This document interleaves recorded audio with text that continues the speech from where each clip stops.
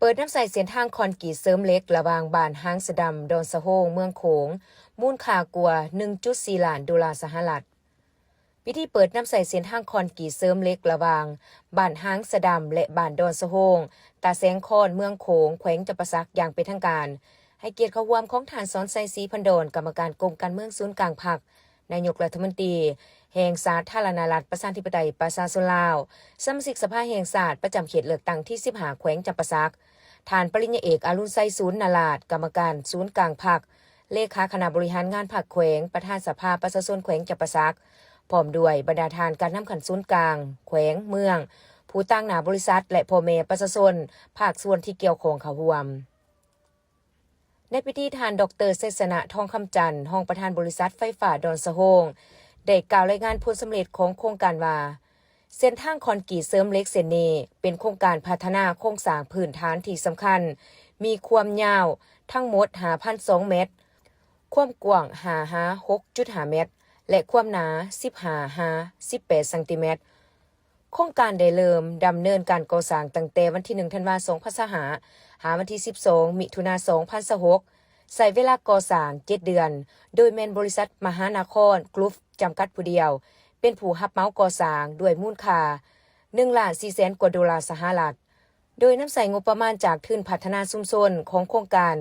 เขื่อนไฟฟ้าดอนสะโฮง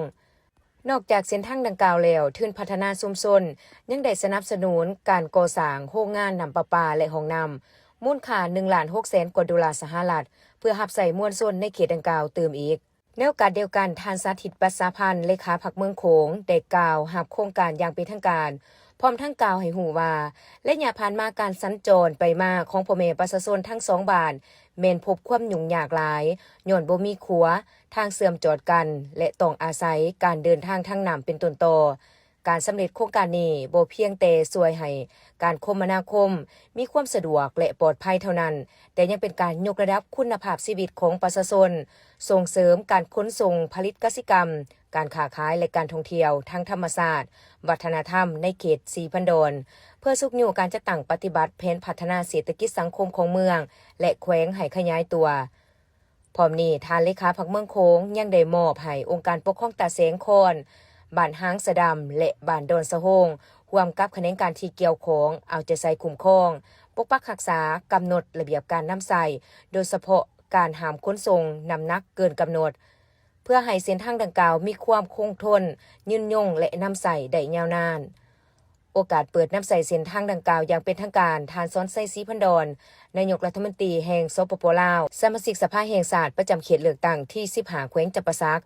ท่านปริญญาเอกอรุณไซศูนย์นาลาดเลขาคณะบริหารงานพรรคแขวงประธานสภาประชาชนแขวงจำปาสักพร้อมด้วยบรรดาทานเขตที่เขาร่วมได้ร่วมกันตัดเทียบผ้าและลั่นคองกาวาดเพื่อเป็นสิริมงคลและนิมิตหมายที่ดีการเปิดน้ำใส่เส้นทางนี้มีขึ้นในวันที่25กรกฎาคม2026ที่เขื่อนไฟฟ้าดอนสะโฮงตาเสียงโคนเมืองโขงท่านที่7ท่านที่8และท่าน